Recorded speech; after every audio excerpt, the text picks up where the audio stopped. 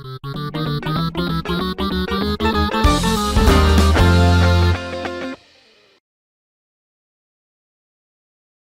everybody, welcome to Game Mess Mornings with me, Jeff Grubb, your host from giantbomb.com. Thank you for tuning in. In this episode, we're going to be talking about what in the hell is going to happen to Bungie and more. It's going to be a good one because we have Jason Fanelli on the show. Fanelli Friday. How are you doing, Jason? It is another Fanelli Friday before a holiday weekend. I get to get 3-day weekend. Your long weekend started here early in the U.S. Feeling good on a Fanelli Friday. 2 weeks away from the big summer Super Bowl for us video game folks. Excited to check that out with all of y'all, plus the rest of our press friends and developer friends. Should be a good weekend of video games. Just passing the time with some Tomodachi Life. I love, has made a huge hit, been a huge hit here in House Fanelli. I finally started it this week, already at like 15, 16 hours in, just playing it a couple hours a day. I have like 12 Mii's. Some of them are, people I know. Some of them are like Homer Simpson. Another one, the one I'm most proud of is it's a lion, and his name is a lion. So whenever somebody's like, I talked to a lion and now we're friends, or I talked to a lion about farts, it's great. Makes me laugh. Reminds me of that Kroll Show character, A European, and that's just his name is. I'm A period European. I've been playing as well. I love playing it, but I also just don't like thinking about what it's saying about my mental health, Jason, because I've made basically just my immediate family, and the idea of inviting other people into this nice little shell I got, I'm like, well, that makes me uncomfortable. I just wanted my family to be there. I had the same exact thing, but I have found that with either celebrities I respect or fictional characters, that sort of goes away. I am, however, finding it difficult to find other females, which is weird. And not because I'm not one of those people. Name 100 females, quick! But just other fictional female characters, because at one point it'd be cool to have Tifa Lockhart join because she's the first one that comes to mind. My daughter likes her song. She likes Tifa. But if I put Tifa on my island, people are going to look at me cross. What the hell are you doing there? I do yes, no, I know what you're saying, but also at this point, that's just Tomodachi Life, and everyone's doing it. So it's almost like you're the weirdo not having Tifa on your island. That's fair. That's fair. I did. Steph's me did propose to my me in the game last night, and the little mini game pops up. Where it's like, shoot away these other thoughts that aren't Jeff so you can propose to him. And I got hit once, and I forgot that I set up when Steph is frustrated, she screams, oh bitch. And so her brain just gets filled up with, oh, bitch, all over the place. And then it cuts back to her standing in the room with me, and she just stands up and goes, bitch, like she's yelling bitch at me. It's really... It was funny. So it's a perfect slice of life. It's exactly what happens. Just completely accurate. Absolutely. Has she fed you poison yet? No. So yeah, maybe not. They don't have everything in there. Exactly. It's been a lot of fun, but yeah, I do have, there's two others in there. There's the cat Pebbles, which is my kid's toy that she loves. And then she sent me that from her game actually. And then I made Miyamoto because why not? So Miyamoto lives in my town. He kind of feels like my prisoner in some ways. Yeah. Iwata was my all-star in the original Tomodachi Life. I may have to import him over. But yeah, I have the four of us, and we are married now. In fact, my wife said in the game she wants to have a kid, which is awkward because I already made my two kids. Who's the third one? I made Marcus the Worm. I made Lemon Grab from Adventure Time. See, these are perfect. You gotta have have your family and then just a whole circus of weirdos. I love it. Yeah, exactly. Excellent. Yeah, I'm also want to start Yoshi. That's the real reason I got my Switch, and then I just kept playing Tomodachi Life. So that's where I'm at. All right, let's explain ourselves. It's Giant Bomb, actually. giantbomb.com/join to become a premium member. If you do so, it's going to get you ad-free versions of our shows, early access to stuff that drops on premium early, like the Bully Endurance Run. You're going to have exclusive access to several premium-only shows, and then you're going to support independent games media. We're out here doing the thing. We want to keep doing it our way with your help. You all have chipped in, and if you want to start chipping in, you go to giantbomb.com/join, become that premium member. Thank you to everybody who has done that. Thank you to everybody who shows up and just hangs out with us on these shows as well. Tell a friend about the site. We really appreciate it. As far as this show goes, most weekdays, I, Jeff Grubb, will help piece your gaming life back together. That includes breaking news and maybe even some of our own original reporting. for all these topics, I'll get the input of a bona fide expert who will make me look smart. If you are watching live on Twitch, welcome. You can always listen to the show later on podcast feeds by searching for Game Mess Mornings or find the RSS feed on giantbomb.com. You can also catch the show later with chapters and timestamps on YouTube. Hello, YouTube. All right, we have a lot to get into, so let's start the morning mess with Bungie is ending major development for Destiny 2, and layoffs are reportedly coming. Part of this comes from Jay Peters at The Verge. Bungie says Destiny 2's final major update hits June 9th, 2026. The game will remain playable afterward, and Bungie's weekly blog cadence is going into hibernation. The Verge then went on to say that Bungie is moving on from Destiny 2 while staying in live service through Marathon and future new products, possibly.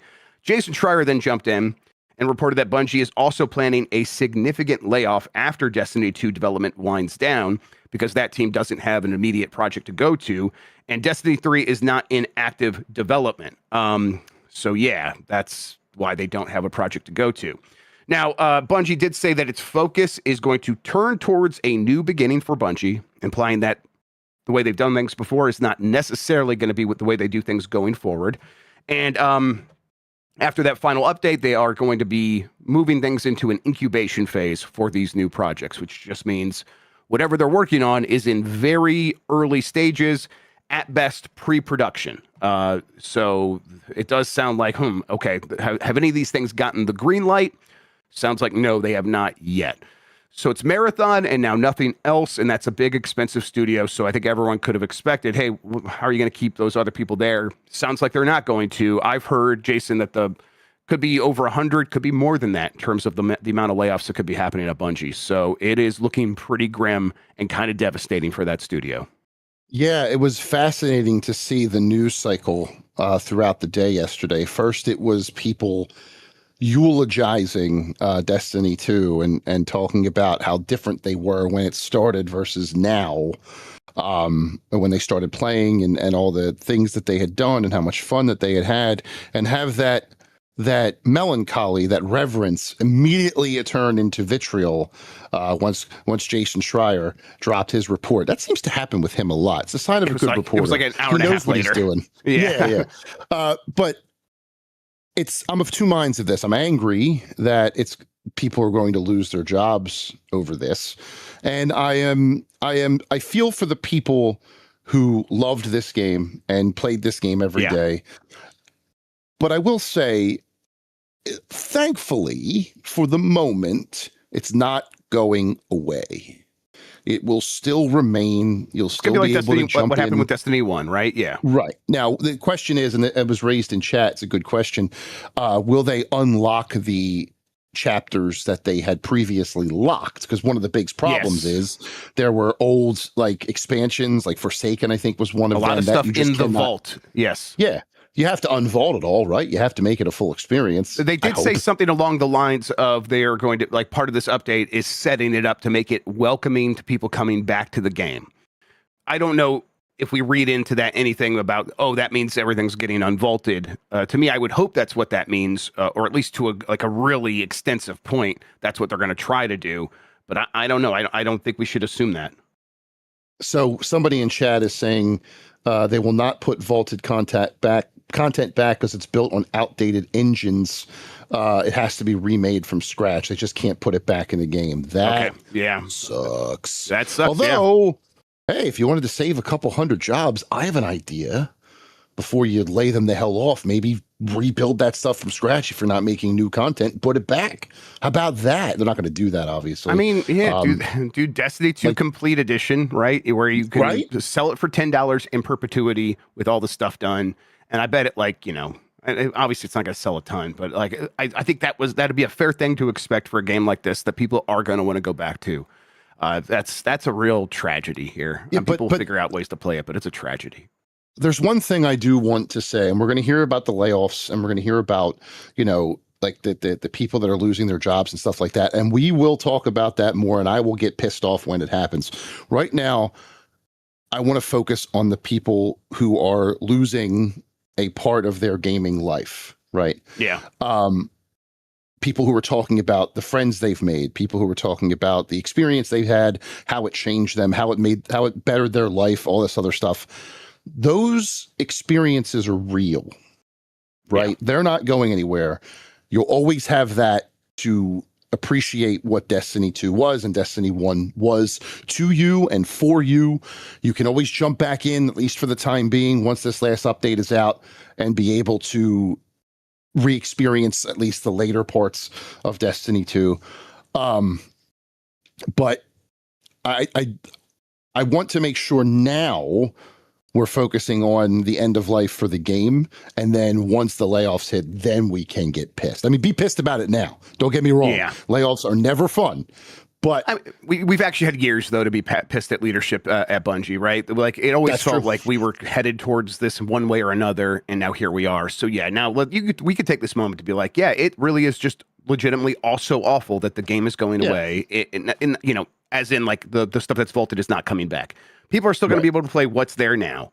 But it's like people are like also wanting to get that stuff back because they're not going to be able to access it again in any easy way, and that is a shame. And then really just the lack of updates kind of kills that community, right? So yeah, exactly. And this is coming from a guy who dropped off in the middle of Destiny 1. I tried it in the beginning, just did not have the time for it. Right, I wanted to play it. I loved what I was playing. I just did not have the time to dedicate that it required. Like raids and things like that. So I say this as an observer. I know the saying is eyes up, Guardian, but with this news coming and the last update, heads up, Guardian. It'll be fine. Yeah.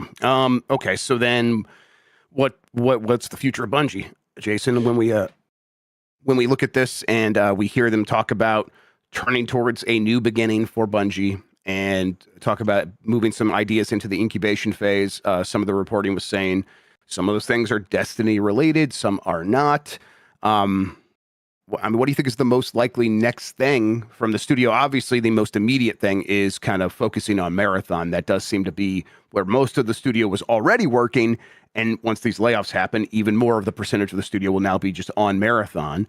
But they will want to do something in the future to like complement that or replace it if Marathon can never get to the place it needs to be. So what do you expect from this company? Not much, honestly. I think it's going to be a Marathon studio until Marathon hits its end, and then it'll become bedfellows with Blue Point. I mean, do you think there's any chance that they shift gears and like Sony spent all this money? They're not going to want to look like that silly, being like, we're going to close down this thing we just bought for $3.6 billion a couple of years ago. Do you think they try to like have them make a Killzone first or something like that? Or like a Resistance, maybe. I mean, if you're going to remake, you know, to me that when I say that sounds crazy, but yeah. Yeah, I mean, say Bungie making Resistance with gaming history in mind sounds absolutely absurd, but there is a copy of Halo with the PS5 logo floating around on some store shelves for pre-orders. I could see them maybe rebooting Resistance with Bungie's tech underneath it. That might be interesting as like a short co-op campaign with some multiplayer elements back like that old PS, like the Call of Duties were back in the day before everything had to be live service and everything like that. Yeah, I could see that if as nothing else but an experiment to see what a Bungie Resistance would look like or a Killzone would look like. And then if it works and people like it, then build something from there and you have a new franchise.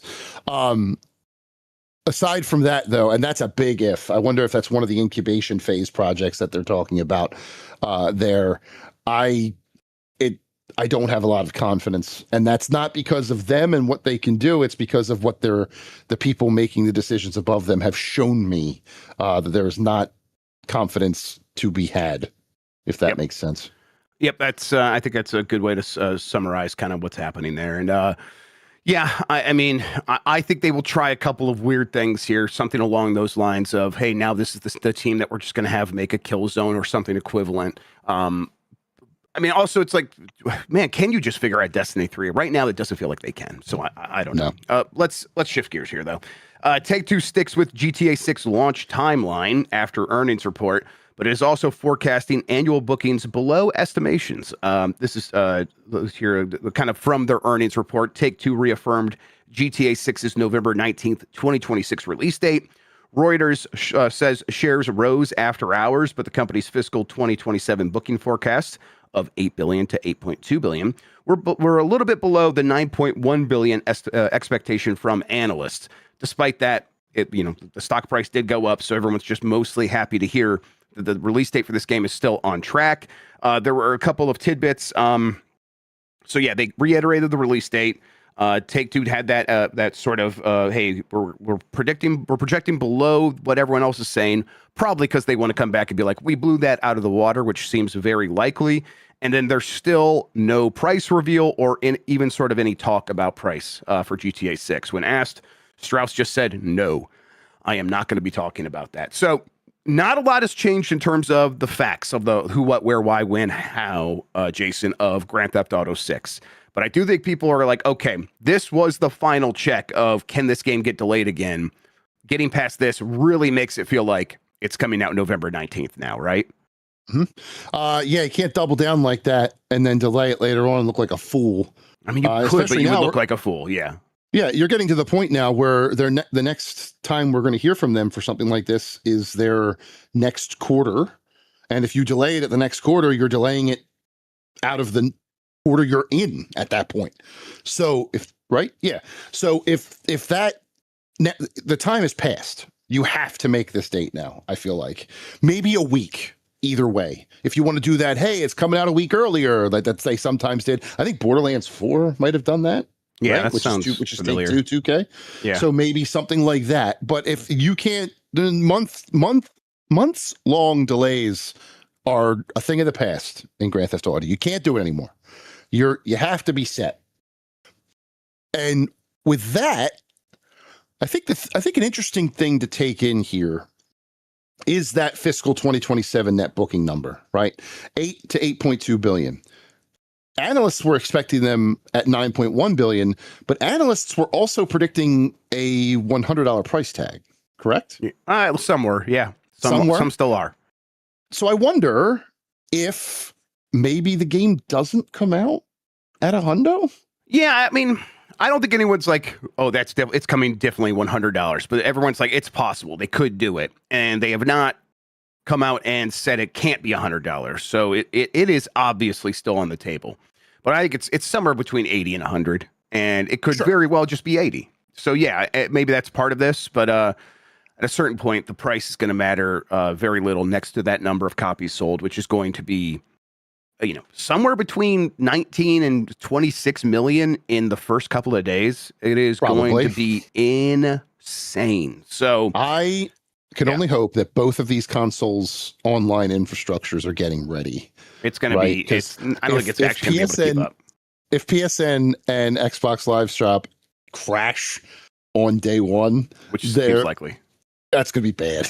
That's going to be really bad. So the other thing here, Strauss Zelnick was asked about, hey, like, when are you guys going to start talking about the game? There was some word from Best Buy that there would be a trailer 3 this past week, and Strauss was like, I said summer, and I still mean summer, and I've had people asking me, I see it in chat, hey, does summer mean Summer Game Fest, or does it mean later? I've heard July a bunch of times, July, so that's not Summer Game Fest.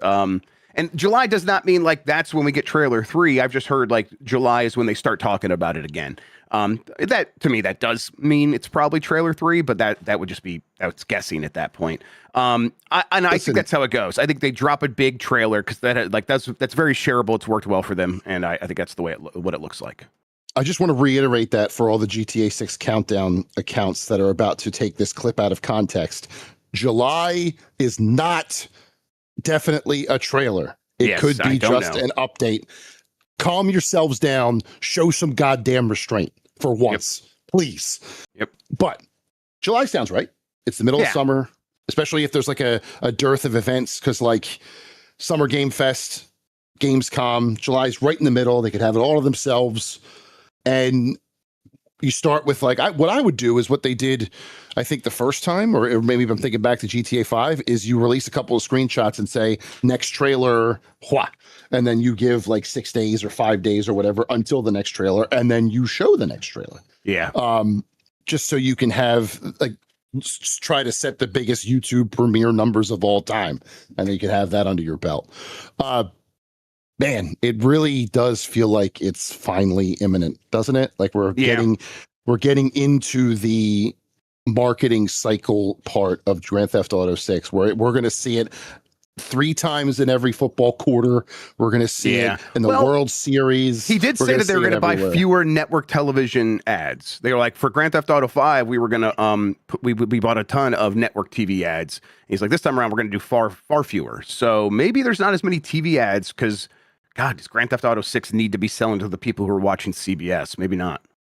Well, no, that's fair. And they probably wouldn't get half of the critiques anyway. Just look at the reaction to the finale of The Boys.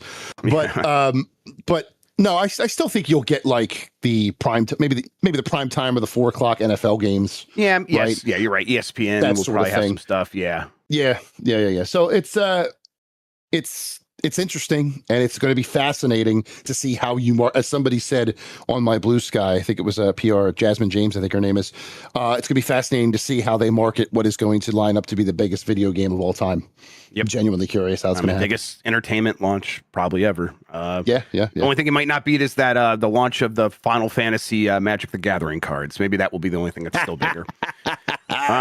All right, let's see here. Let's do this next story. Sega may finally be waking the Crazy Taxi property back up. Let's see, Crazy Taxi on Twitter. The account on Twitter posted for the first time since 2019, showing the taxi light on what looks like the classic yellow convertible.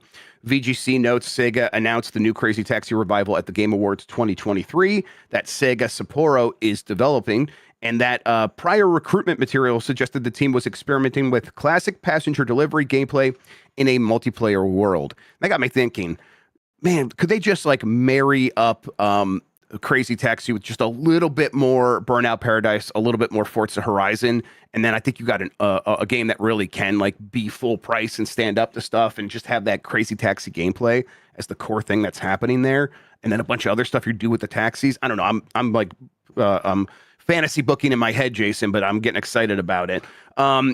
This feels like this is also very imminently going to get announced. This is like probably a Summer Game Fest one, right? Yes, and everybody who saw that brief vignette, all the millennials and dads out there were like, hey, time to make some crazy money. Yeah. It's like every comment to that thing. Yeah. Carl Germ in chat saying Crazy Taxi and Fortnite is what's being teased. Carl, stop it. How dare you? Stop it. But God, no, this is cool. Right. Oh, stop it, Jeff. No, this is cool. And considering what they have done so far with their updated franchises, Streets of Rage, Shinobi, I'm feeling pretty good. Right? If they can find a way, like you said, even if it's like a Forza Horizon size map, or like maybe something a little smaller, but has like different cityscapes, and you have to learn each of the different urban areas and where to take people in each one. Maybe you have one that's like a big trip across the map from one to the other, and you have to get there in a certain amount of time. That could be cool. That could be really, really fun, and something different for both Crazy Taxi and for that open world driving category. I mean, as soon as I saw that, my eyes went. It was like millennial activation. But as the venerable Mike Minotti pointed out on Game Mess last night, if this opening trailer does not feature the Offspring, what the fuck are we doing here? There's like no chance that it doesn't. Like it 100% is going to have Offspring in it. Like I am not even a little bit concerned about that. If it doesn't, like we'll have some words for Sega. Absolutely. But yeah, you're right. This is them saying this is a strategy right now. Dreamcast millennials, we are activating that army still. And I'm like, yeah, that's me. That's me. They're talking about. Let's go. Give me more of that stuff. So I'm happy about it. Also, too, like, could there also be like how does rideshare, the rise of rideshare apps, fit into this? I mean, they could be the enemies, right? That could be like the villains in the game and stuff like that. They could have a bunch of fun stuff like that. They have an app called Goober, and you have to that's good, down. Man. Yeah, I like that. Yeah, get in there, start writing video games, Fanelli. Jesus, that was great. You got that in one. I think I would just want a little bit more variety. I liked Crazy Taxi. I know people who love Crazy Taxi. Hi, Sean. And I'm always pressed watching, like, there are people who threw themselves into the mechanics of this game, and there's more depth there than I ever give it credit for. And I want to like get into that stuff, but I think like that like parking garage simulator game where it's like, oh, you can like do the power slides through a parking garage, like have a mode like that, or mini games like that. Just throw a bunch of other stuff into that world to really flesh it out, and I think you got something there. So looking forward to hopefully seeing something that is not just Fortnite skins, which would be, what are you going to be, a taxi running around in Fortnite? I don't know. Axel D or whatever. Was that it? Axel D? See the one I always picked? I'll have to go back and look. That sounds familiar. All right. Yeah, you pointed it out before we get off this. Like they have a list of games that they've announced previously. It does not seem like they've abandoned any of that stuff. Sure, they abandoned the Super game, a separate thing that was going to be a live service thing, but the thing they're sticking with is Crazy Taxi, Jet Set Radio, Golden Axe, the Shinobi game that already came out, Streets of Rage, like a separate from the Streets of Rage 4 that they worked with on a partner, kind of worked with. They kind of just let them do the work. It's like, okay, yeah, all that sounds great. Meanwhile, you also are doing great stuff with Atlas. You're going to have another Persona remake and then a Persona 6 at some point down the line here. So yeah, go ahead. Can we talk about Virtua Fighter for a second? Yeah. We want to do that here. Yeah, absolutely. Let's do it. Virtua Fighter. Is it in? I have it later. The last story is tell us what you think of the Virtua Fighter leak, Jason Fanelli. We will wait then. Okay, fantastic. All right, let's keep going. By that, I mean, let's take a quick break so we can get back to these headlines. If you want to skip out on these messages, you can do so. giantbomb.com/join has the ad-free version of the show. We will be right back.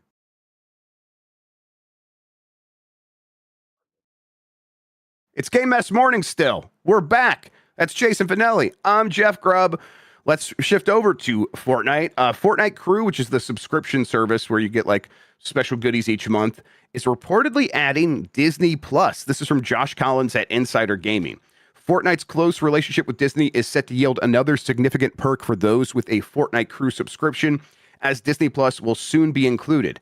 Epic Games' close ties with Disney are well documented, with the latter investing heavily into the developer, and fans have been treated to a slew of collaborations, with the latest drops including fresh Star Wars content into Lego Fortnite Odyssey and Fortnite Creative, including highly popular maps like Droid Tycoon. Away from the gaming side of things, however, a significant addition is on the horizon, as Disney Plus will be included as a membership perk. Disney Plus, let's see, the reliable HypeX states, and that's someone who I think tracks Fortnite rumors on Twitter, says that Disney Plus will soon be included with there's a text string that they uncovered in the files that states, confirm your Epic user and redeem your crew benefit from Disney Plus. So yeah, okay, that makes some sense because again, these companies are very tight knit. Disney has invested a big time into Epic. I'm almost a little bit more surprised. It's like, oh, Disney Plus doesn't get you Fortnite Crew. Instead, it's Fortnite Crew gets you Disney Plus. But I bet it is Disney Plus that is more concerned with growing their memberships in this moment, and they're trying to use Fortnite to do that. So maybe that's why that makes sense. What do you make of all this, Jason Fanelli? When I read that text string, confirm your Epic user name, I assume, and redeem your crew benefit from Disney Plus, that makes me think if you're an Epic user and a Disney Plus subscriber already, you get some sort of perk. Yeah, I mean, right? The language, you're right. The language Fortnite. is maybe a little bit nebulous, and we could read it a few ways. I think it's like your crew benefit from Disney Plus is like you go to Disney Plus, yes, yeah. or like ad supported Disney Plus or something like that. Yeah. But no, this makes perfect sense. It's just one more tendril between Disney and Epic that's going to inevitably, I assume, result in Disney's purchase of Epic Games, and just owning Fortnite. The more every headline, we just get closer to that marriage. I feel like, and whatever that. This is the kind of thing, though. It's like don't give away the or whatever it is. Don't give away the cow and buy the milk and all that stuff. You're getting it for free. I don't know how to say it, but what I'm trying to get across to you, Jason. Don't buy the cow if you can get the milk for free.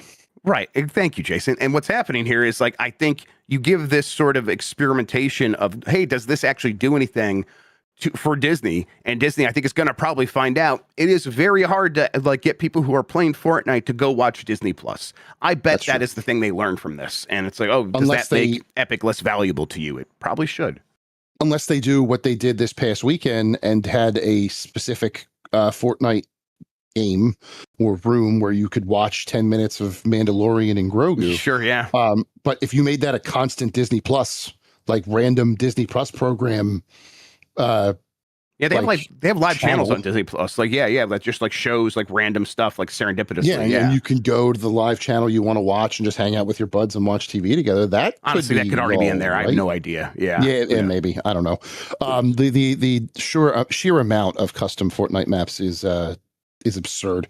But yeah, I mean, again, anything to strengthen this partnership makes perfect sense. And you say buy the cow and you can get the milk for free. Disney has invested $1 billion into Epic Games. Yeah, but they're not getting any milk for free. No, I'm talking about from Epic's perspective of like you're getting some benefits here. Like maybe like doing this sort of deal is only, or this sort of like partnership is only going to show Disney that like you're not going to be worth it like when they actually do want to buy you, because you're not going to do the thing for them that they think this is going to do. Because I just don't believe that these sort of activations actually make too much of a difference. I think it is going to sort of activate 5% of these users, and that's great, that is growth, but it's not, is it like purchase Epic Games growth? I don't know. So somebody in chat says, what if they put Disney Plus in Fortnite, which I'm assuming is what we're talking about, but now I'm thinking of a Fortnite skin that is just the Disney Plus logo in a bodysuit with a gun logo on them and a gun. Yeah. Buy Disney Plus. I'm no longer asking. Yeah, that's fantastic.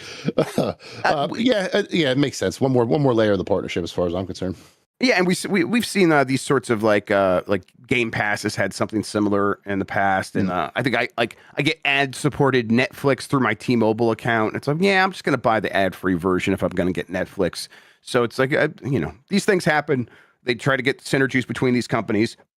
Whether or not it actually moves the needle, I'm just not convinced. All right, California's Stop Killing Games backed bill clears a key hurdle. People are excited about a California bill backed by the Stop Killing Games movement that would require clearer end-of-life support for online games after shutdowns.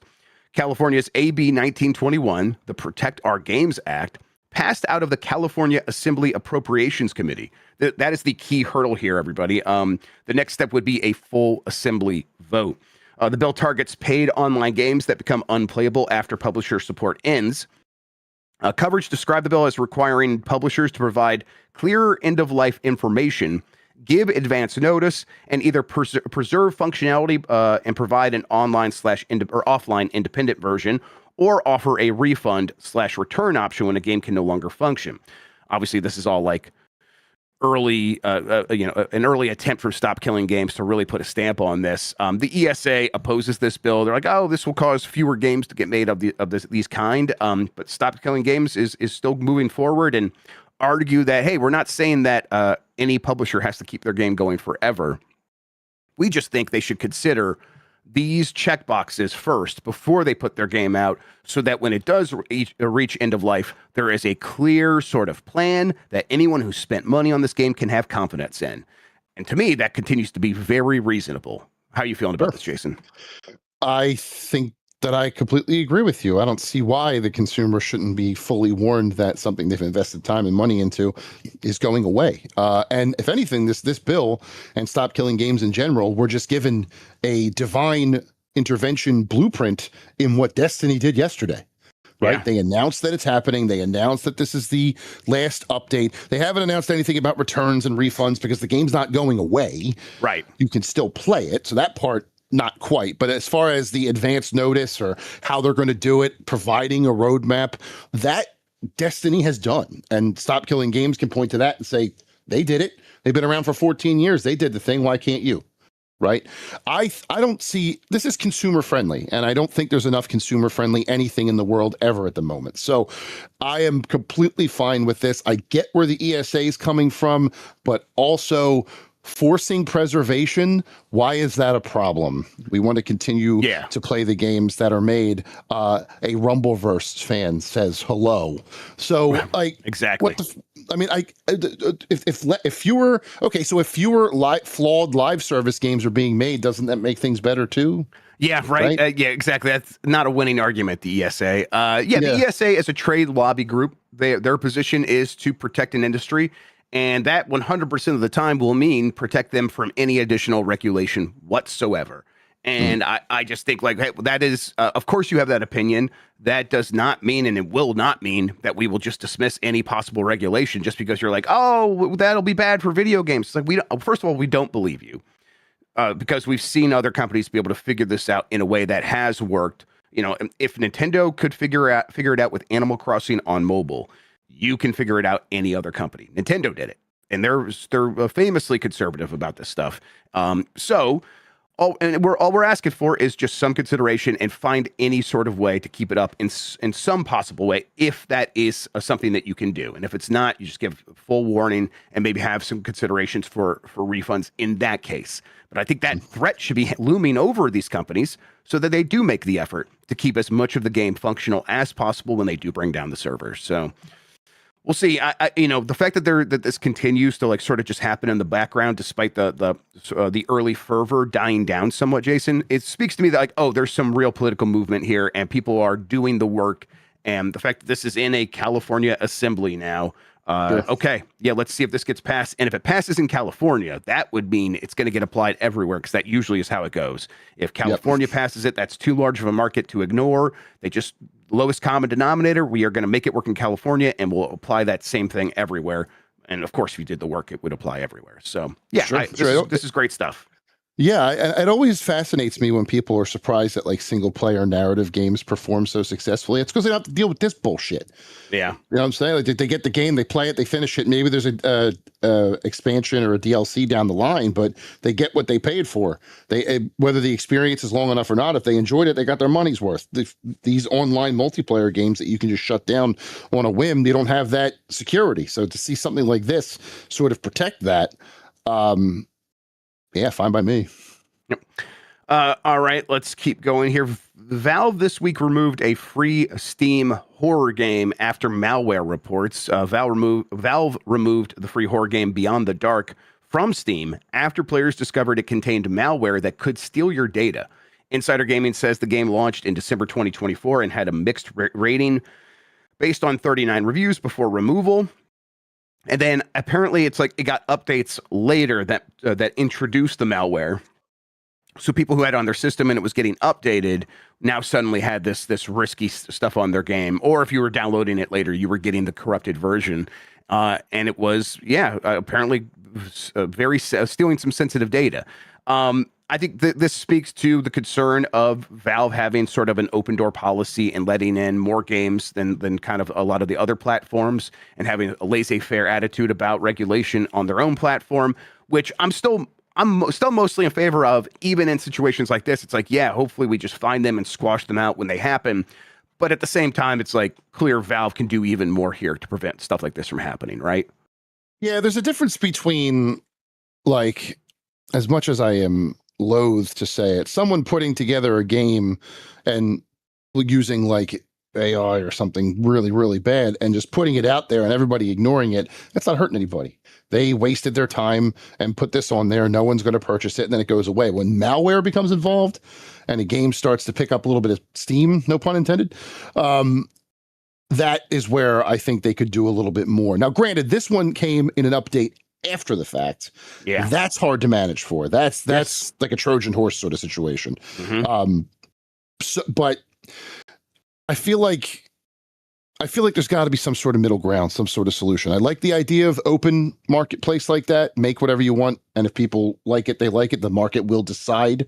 Yes, but at the same time, stuff like this. I mean, we can say all we want that we want them to stay laissez-faire, but tell that to the person who had your user data stolen. I mean, even more cynical than that, tell that to a lawyer at Valve, right? Who's like, hey, right. I would like us to cover our ass. Every other company does this. Why don't we do it? And it's, I've always admired the fact that Valve has been like, no, like we think it's right. And really, I think partially that is the lawyers also saying Steam is so big, we can't be the ones picking winners and losers, because then that becomes the antitrust situation. But they are definitely out of the other side of their mouth being like, but we have to avoid situations like this because now we might be liable. Yeah, so they're going to do more probably, and I bet they're going to be a little bit less laissez-faire about stuff going forward, just because of situations like this. So yeah, I agree. If you're like people point out only 8 concurrent players at its peak, it's like, yeah, I mean, but still, like that's real people that were having their stuff stolen. So yeah, you got to be careful if you're Valve. Meanwhile, over at Microsoft, Xbox Player Voice Feedback Portal has opened, and it has immediately become a referendum on Xbox's strategy. So Microsoft launched this Xbox Player Voice Portal, where Xbox users can submit and vote on platform feedback. The top asks quickly became more Xbox exclusives. That was number one. More backward compatibility and free online multiplayer. Other trending asks included a Game Pass family plan, better achievement systems, Xbox avatars, HDR dashboard support, more frames per second boosts, YouTube streaming, so like streaming out to YouTube, broader regional support, and disc support for future Xbox/Helix hardware. So it's kind of a list of like, big fanboy wants and desires, and then also some like, hey, that would be really nice to have. But number one being more Xbox exclusives. It's like, man, is this really the strategy again? Because the strategy for Xbox for the last decade, in my opinion, Jason, was let's get the biggest fans as excited as possible. Let's make stuff for them, or at least be speaking to them constantly and sort of work backward from what they want.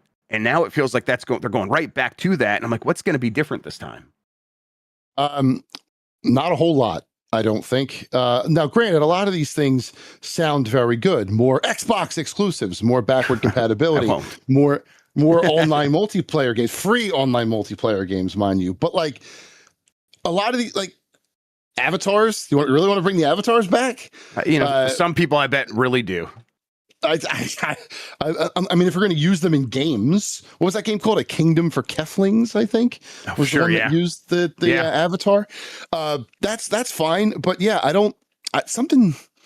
it just seems like Xbox is really all about getting all of these customer friendly features out there and talking about those things just to like push to the side all the other weird stuff that their parent company and them are trying to do and want to do. It all seems very sleight of handy, right? And it feels like they are it feels like a razzle dazzle while they're back there trying to like talk to AI and have it tell them what they're supposed to be doing. And it's like, oh, that's rough. Okay, Jason, I have a specific question that I enjoyed earlier this week that I asked someone. I can't remember who it was, but it's like, hey, that state of play is happening June 2nd in like 2 weeks.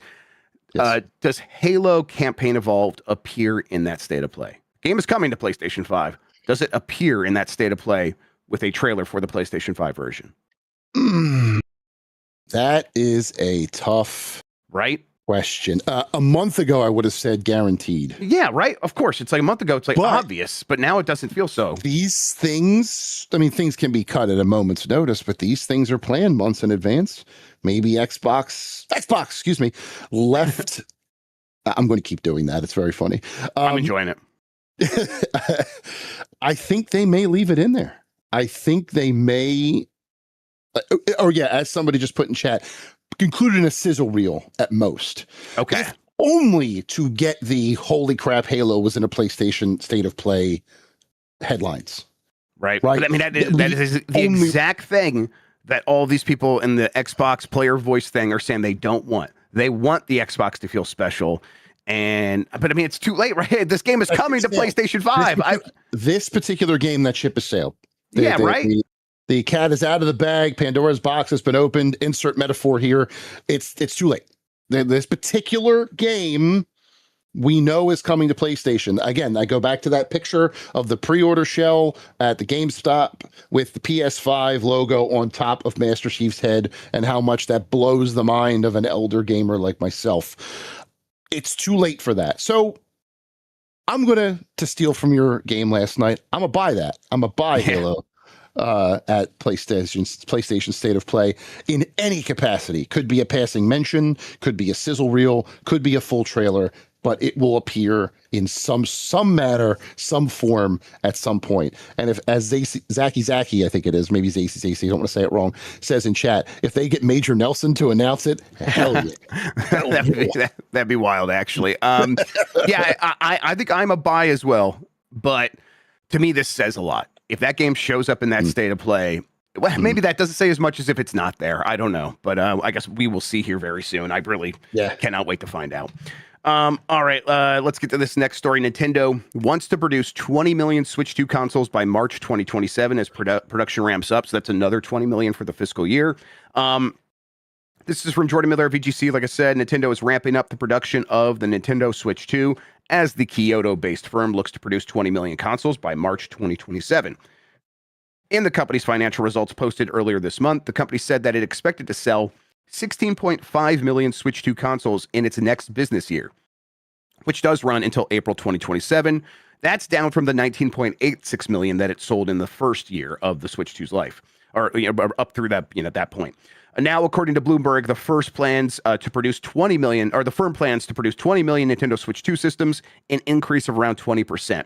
Circuit Toto, who's an analyst out of Japan, told Bloomberg, he's like, there's kind of no real downside here.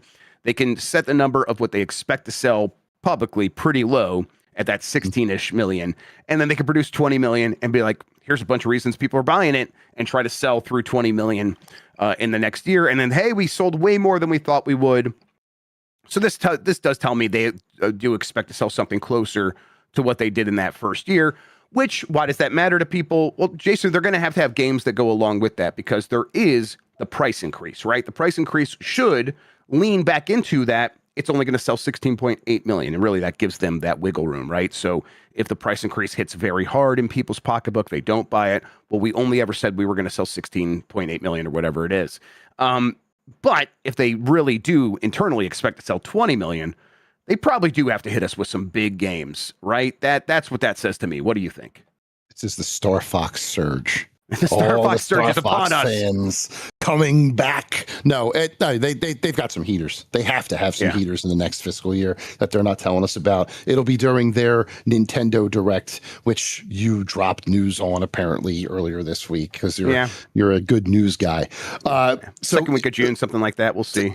You mean like they have every June? Oh, that was July last year, wasn't it? It was July last year. Yeah, and there was one in June, but it was the Donkey Kong Bonanza one. Yep.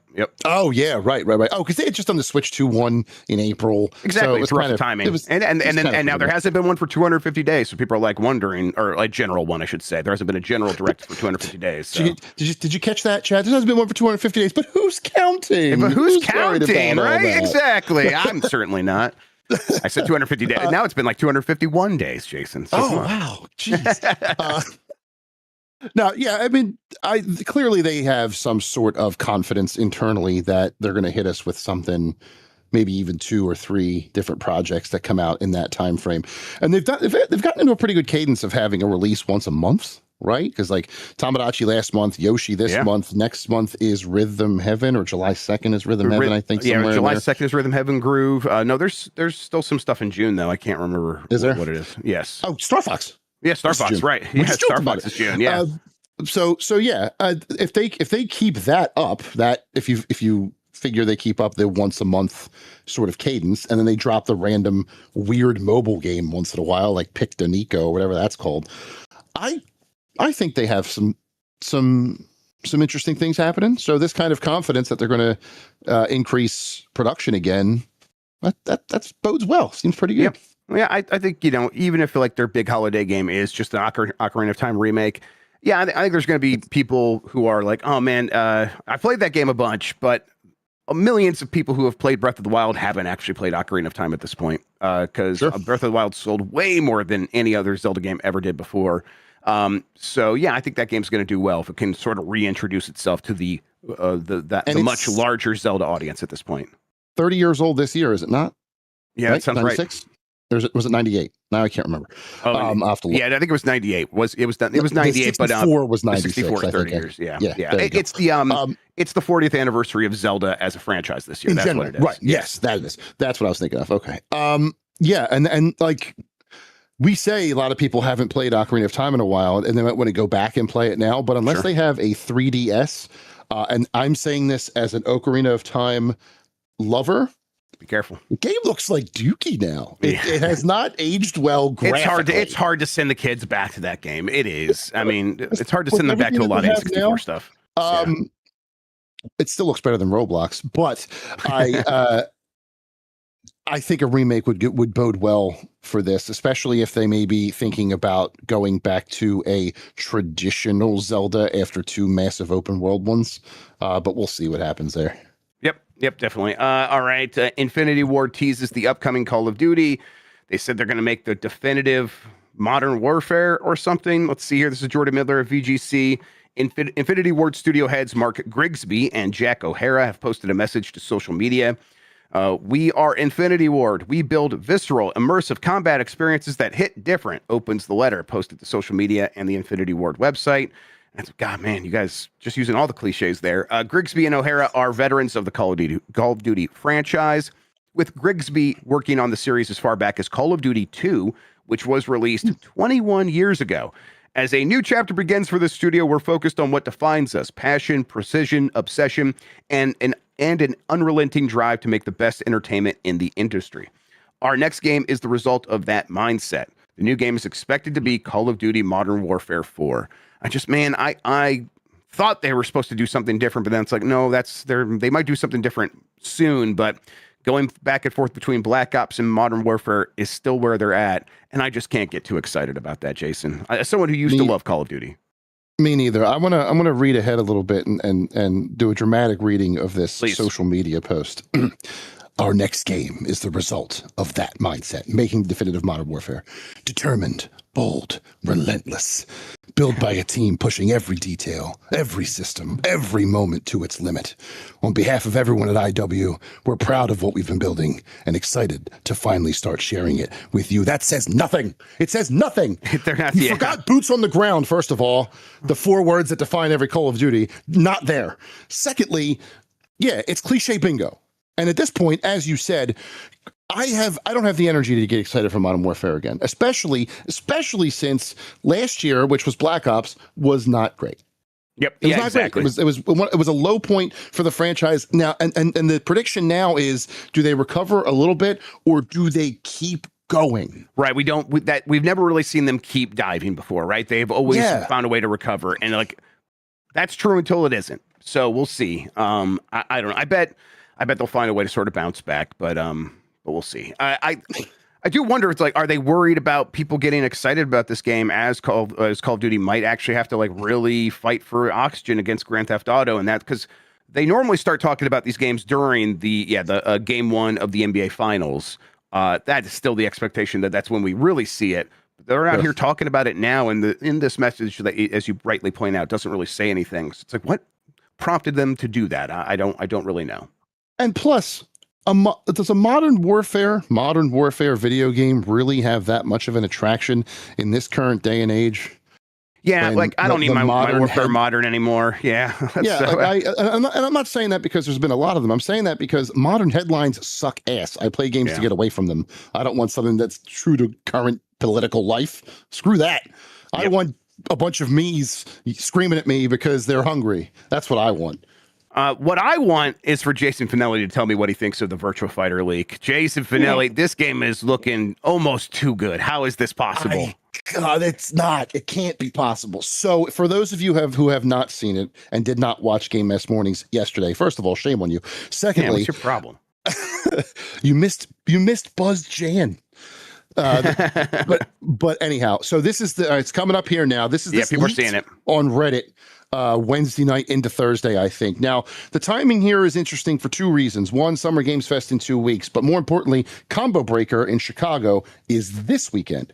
And Virtua Fighter does have a presence there with the current game. So I'm wondering if you may see this there in anticipation of what's coming. But all this tells me is that RGG was the perfect formula to give Virtua Fighter the bump that it needed. Shout out to Captain Smite in chat who recognized Will Ospreay's hidden blade that Wolf did just then. That is fantastic.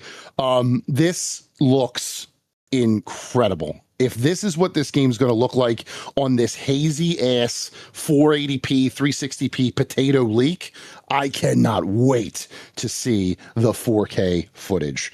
Also, too, those 2 characters, CeeLo, I think it's CeeLo, and Stella, are new, despite Stella bearing a very solid resemblance to Sarah Bryant, who's been in there forever. I assume that's Pai Chan here. I don't know for sure. But yes, everything about this is RGG style in what looks like a very fun, fast fighting system. And fighting games are just better with Virtua Fighter in them. Yeah, when Virtua Fighter's going, we're better off. Yes. Not to mention, the fighting game community right now is that meme with Sabrina eating the pie while everyone's just forcing the pies on her as well. But fighting game fans eating good, right? Yes. They are eating very good. And all this is just the next course. If that game bears any resemblance to the final product, let's fucking go. That looks fantastic. I'm excited. Worth pointing out, like, we don't know if that's real, but we'll find out soon, I bet. Well, I really have no idea. All right. How do you think that? Yeah, hey, good point. I don't know, but that's it. I don't know. All right, so that does it for the headlines. Let's get into the rest of the stuff we got to do. There was a poll question from yesterday's show. I'm going to refresh that one more time here, make sure we have the most up-to-date results. And let's see, do you have PlayStation Plus was the question. Yes, no, canceled it recently. I do have it. I use it for work sometimes. 40% said they have it. 51% said they don't. So that's like already, okay, that's a pretty big chunk of people who are here. Maybe some of these people don't even have a PlayStation responding and saying no. And then 9%, though, said they canceled it recently. 1 out of 10-ish is quite significant. Now, I think the way that this usually goes, Jason, is you make more money from people who do stick around, and then, and again, like these are people who canceled from the last price increase, because this price increase did not go up for people who have a membership already. If you cancel and come back, it's going to go up. So now that when these people do get the urge to come back, they are going to be paying a higher price, but then any new member is going to be paying a higher price as well. So obviously people who are sticking around in this moment are like, well, if I stuck around through everything up till now, I better not cancel, because I don't want to have to pay that higher price if I do come back. So already with that in mind, 9% have canceled recently. It's like, okay, this thing did lose quite a few people. So yeah, I don't know. How about you? You have PlayStation Plus, Game Pass? I'm in the 40%. I have it. Same reason you have it. I use it for work, or I'll buy. I like the discounts on the games. I do the free. Yep. I am the top tier because I am a shill, I guess. I feel like I have to have it for work, so I have the full experience. Yep. And I use it fairly often. I use all of my consoles. I try to use them all as equally as possible. Certain franchises I play on certain consoles, like all my fighting games are PlayStation, all my first-person shooters are Xbox. It's just the way I've always done it. But yeah, I mean, I get why people don't have it. I get why it's an expense on top of an expense. I mean, it feels like rent to use the PlayStation 5 is what it starts to feel like. Yeah, absolutely. Yeah. Sure. Like a Rent-A-Center sort of deal. And I can see how that can turn people off, but at the same time, the amount of things that you get access to in the higher tiers, I'm okay with that. So I have made my peace with it. I can afford it. Luckily, I know I am fortunate enough to say that. Some people just simply cannot. And you know, until it outprices me or it doesn't offer the things I like anymore, or I stop working in this industry, which will be, you know, when I'm dead, I'll always have it. Absolutely. All right. No new poll question, because we got to do the Bomb 12 instead this week. We're going to get to that here in a moment. Let's wrap up some other things. Fanelli, where can people find you on the internet? What do you have going on? All that good stuff. JasonFanelli.com on Blue Sky, Big Man Fanelli on Instagram. My most recent piece had a feature go up from Crossplay, Patrick Klepek's parenting blog, about how Donkey Kong Bonanza helped my daughter get over stage fright and try out for Flounder when she got it. So I'm very, very proud of that one. It caused a bit of a weird moment for me earlier this week. So it went out last Friday. And I get this a couple days ago. I get this LinkedIn request from a name that sounds familiar, but I can't quite put my finger on it, right? And so I go to my direct messages, and there it is. And it says, it's a very nice message about how, you know, what it says. I love your message, rooting for Olivia. It's what we want to do here at Nintendo. Oh, wow. It was Devin Pritchard. Oh, yeah, Devin Pritchard. Yeah. Oh, that's so sweet. president and CEO of Nintendo of America. I immediately emailed PR and was like, I'm not getting fished, am I? Is this real? Because that's how I have to act in this day and age. It was her. Oh, well, she that's took the time. that says something to me. She read it. Yeah. She read it. She took the time to reach out. And I thought that was really fucking cool. Right? I think that's really cool, yeah. So thank you, Devin. Should this make its way to you too? And if I blew up your spot, I'm very sorry. She only reads Patrick's stuff. She's not watching this. Don't worry. But yeah, I thought that was a really neat little thing that came of that. Just me telling a story about my kids, which I love to do.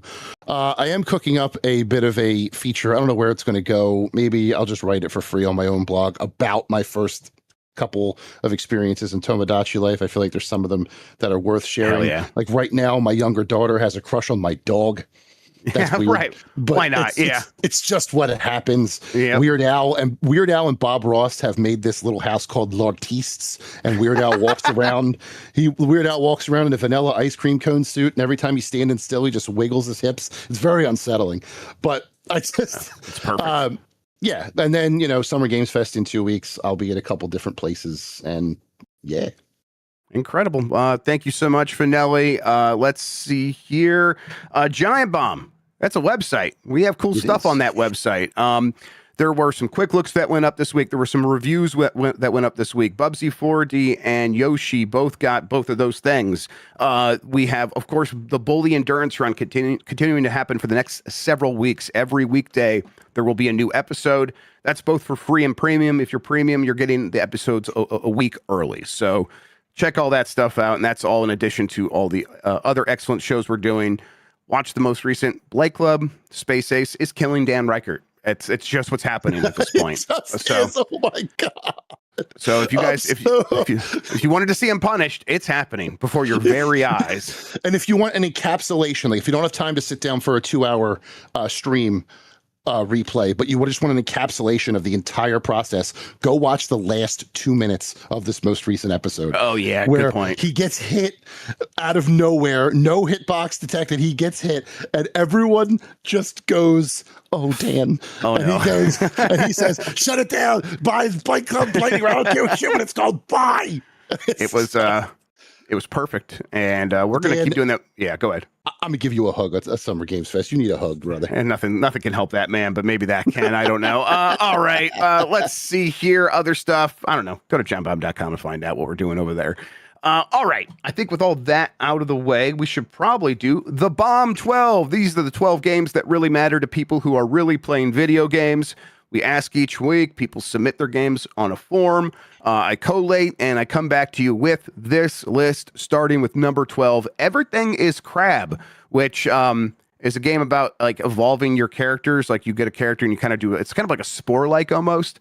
And it's making a point that like evolution multiple times has evolved different species into crab-like things. There are like apparently 5 lineages of these things where like nature is just eventually going to end up turning everything into a crab. And I want to play that game because I think that's really fun. And my kid is really into crabs and lobsters and all that stuff. Number 11 is Diablo 4. Number 10 is Hades 2. Number 9, still Tomodachi Life Living the Dream. Number 8 is Slay the Spire 2. Number 7 is Vampire Crawlers. Number 6 is Saros. Number 5 is Pragmata. Number 4 is Mixtape. Number 3 is Subnautica 2. Number 2 is Marathon. And number 1 is Forza Horizon 6 by a mile. It was just mentioned far, far more frequently than everything else. Yeah, he did it. Tails miles per hour, you see. Yes. Or miles tails per hour. Yeah. Hey, that's the Bomb 12. We're going to do another Bomb 12 next week, everybody. If you want to have your game considered, just go to giantbomb.com. You scroll down, you see the Bomb 12 on the right. You see a Vote Here button on the left. You click that button. It will take you to that form. And we'll do this again next week. And I cannot wait to do so. Can't wait to hang out with you all again. But for this episode, thank you so much, Jason Fanelli, for hanging out and talking about me with video games. I really appreciate it. I appreciate you having me on. Looking forward to the next time, whenever that may be. Thank you all for watching. Thank you all for listening. You are the best audience in gaming. Until next time, have a good one. Take care of yourself, and goodbye.